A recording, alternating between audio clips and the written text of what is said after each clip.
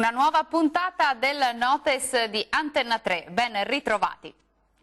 Vediamo subito insieme dunque gli appuntamenti in scaletta per oggi. La Proloco di Sernaglia della Battaglia vi aspetta numerosi all'ormai tradizionale Festa del Pesce che avrà luogo fino al 22 settembre presso gli impianti sportivi con ampio parcheggio. Troverete saporiti piatti naturalmente a base di pesce da degustare, dall'antipasto al fritto misto e poi branzino, baccalà e ancora anguilla, seppie e molto altro ancora. Tutte le sere a partire dalle 19 e la domenica anche a pranzo. Non mancate! In apertura della Festa dell'Uva, venerdì 20 settembre a partire dalle ore 20:15 l'associazione Dama Castellana vi aspetta numerosi in piazza Cima per la rinomata cena della vendemmia. Avrete così la possibilità di degustare piatti della tradizione naturalmente con la convivialità della vendemmia veneta. Il prossimo weekend a Carbonera, in provincia di Treviso, ci sarà l'inaugurazione della nuova sede del Gruppo Alpini di Carbonera, nel 55esimo della fondazione del gruppo. Sabato 21 settembre alle 20:30 grande concerto di cori presso la chiesa di Carbonera.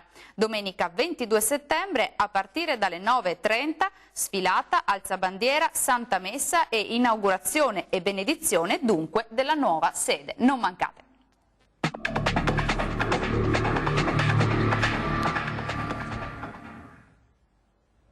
Nel 1810 il Messico iniziò la sua guerra d'indipendenza.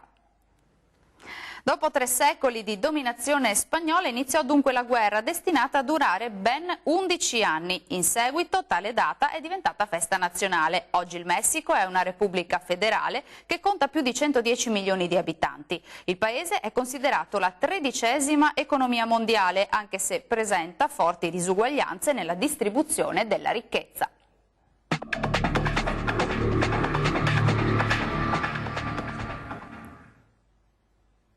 Cogli il positivo che il destino per caso ti offre, lo scrisse Alessandro Baricco.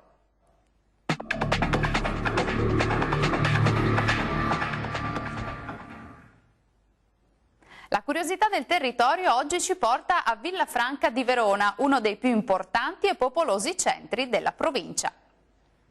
Simbolo della città naturalmente è il Castello Scaligero. La storia ci racconta che la costruzione terminò nel 1202. La cittadina poi gli è stata edificata tutta intorno e dunque passeggiare per il castello è un po' come passeggiare nella storia. Dal Notes di Antenna 3 è tutto, vi do appuntamento alla prossima puntata. Arrivederci!